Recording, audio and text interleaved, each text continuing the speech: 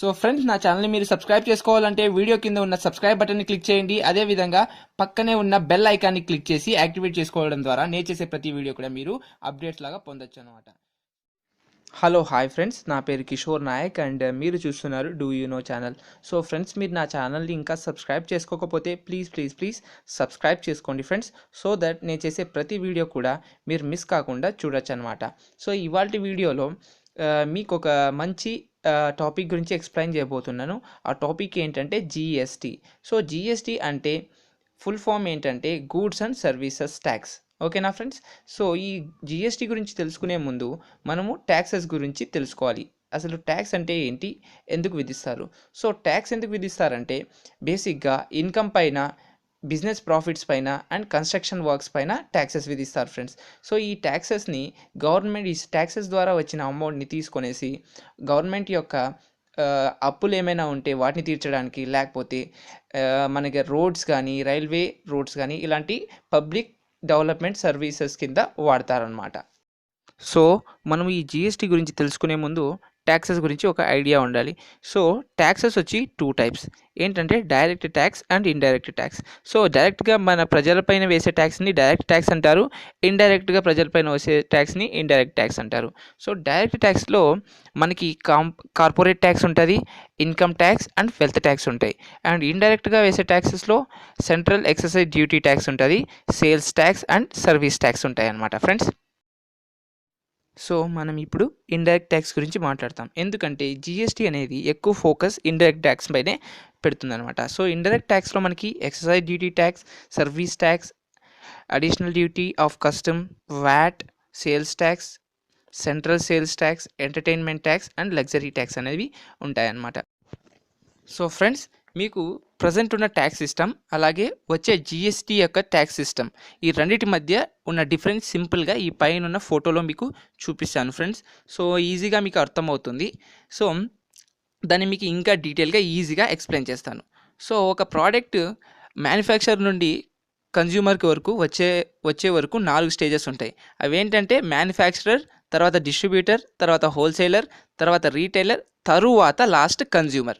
So 4 stages దాటుకొని consumer దగ్గరికి ఒక ప్రోడక్ట్ మ్యానుఫ్యాక్చర్ అయిన తర్వాత వస్తుంది ఫ్రెండ్స్.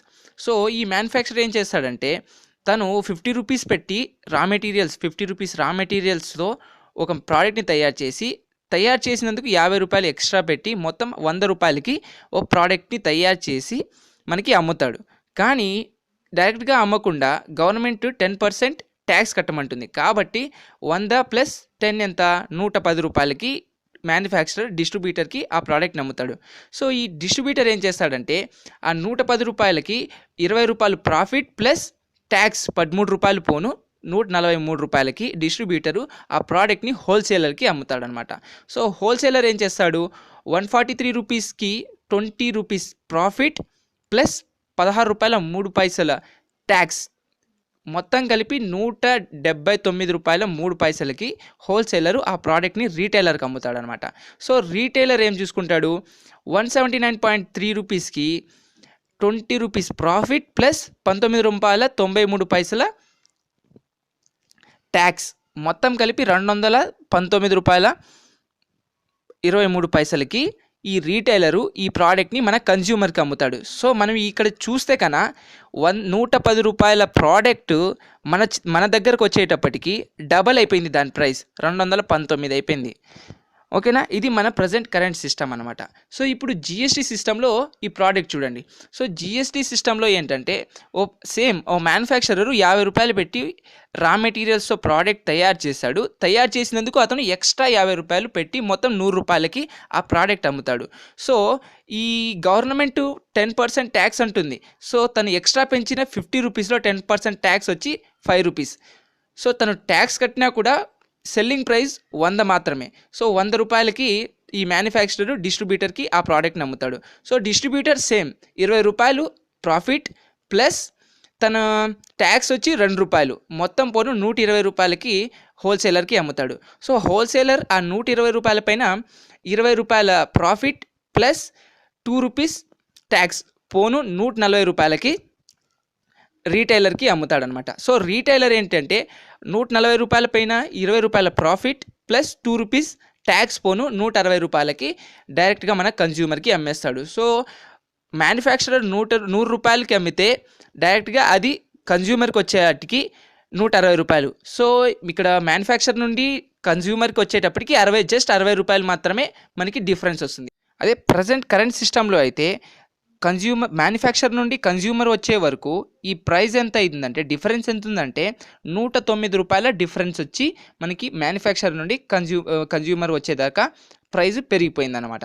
సో ఇప్పుడు చెప్పండి మీరే, ఈ ప్రజెంట్ సిస్టమ్ బెస్టా లేకపోతే వచ్చే జిఎస్టీ సిస్టమ్ బెస్టా? సో మనకి క్లియర్ కట్గా తెలిసిపోతుంది జిఎస్టీ సిస్టమ్ చాలా బెస్ట్ అని, అండ్ ప్రోడక్ట్ ప్రైజెస్ కూడా తగ్గిపోతాయని. ఓకేనా? సో ఇప్పుడు మనము జిఎస్టీ సిస్టంలో డిఫరెంట్ కేటగిరీస్ ఉన్నాయి ఫ్రెండ్స్, వాటి గురించి డిస్కస్ చేద్దాం. సో జిఎస్టీ ఏంటంటే, జిఎస్టీ వచ్చి combination of CGST, SGST and IGST.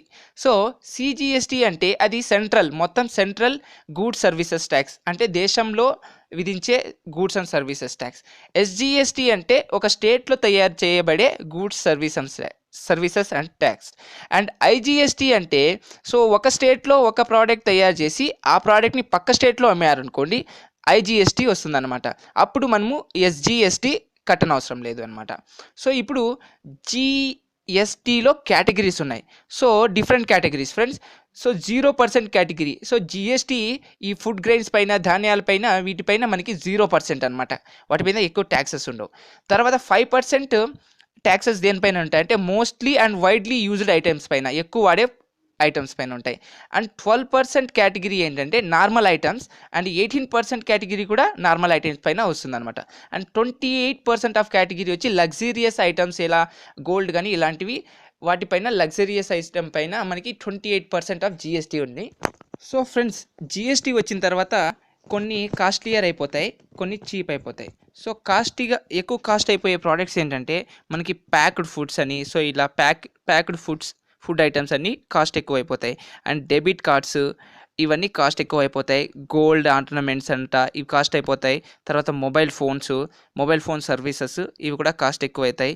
తర్వాత క్లాతింగ్, బట్టలు ఇవన్నీ కూడా కాస్ట్ ఎక్కిపోతాయి జిఎస్టీ వచ్చిన తర్వాత.